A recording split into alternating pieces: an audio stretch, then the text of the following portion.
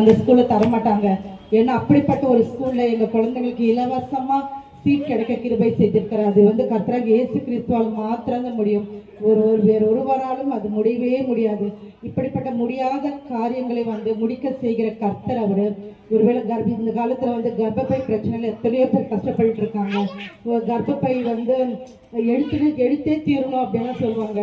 ஆனா எங்க அம்மா கூட கர்ப்பப்பை பிரச்சனை நிமித்தம் ஒரு 10 வருஷமா எங்க அம்மா ஹாஸ்பிட்டல் ட்ரீட்மெண்ட்டுக்கு போயிட்டு இருந்தாங்க. கர்ப்பப்பை எடுத்தே தீரணும் அப்படின்னு சொன்னாங்க. எங்க அம்மா கூட வேற வழி இல்லாம ஹாஸ்பிட்டல்ல ஆப்ரேஷன் தேட்டர் வரைக்கும் போயிட்டு திரும்ப வந்துட்டாங்க. நாங்க கர்த்தர்கிட்ட மட்டும்தான் ப்ரேயர் பண்ணோம். ஏசப்பா அந்த கட்டி கரைஞ்சே போயிடணும், அது இருக்கவே கூடாது அப்படின்னு சொல்லிட்டு தான் நாங்கள் ஜெபிச்சுட்டு இருக்கோம். இப்போ 20 வருஷம் ஆயிடுச்சு. எங்க அம்மா இப்பொழுதும் சுகத்தோட நலத்தோட அவங்க இருக்காங்க. கர்த்தராக இயேசு கிறிஸ்துவர் மாற்ற முடியுங்க. ஏன்னா ஒருவேளை நீங்கள் எப்படிப்பட்ட வியாதியா இருந்தாலும் எப்படிப்பட்ட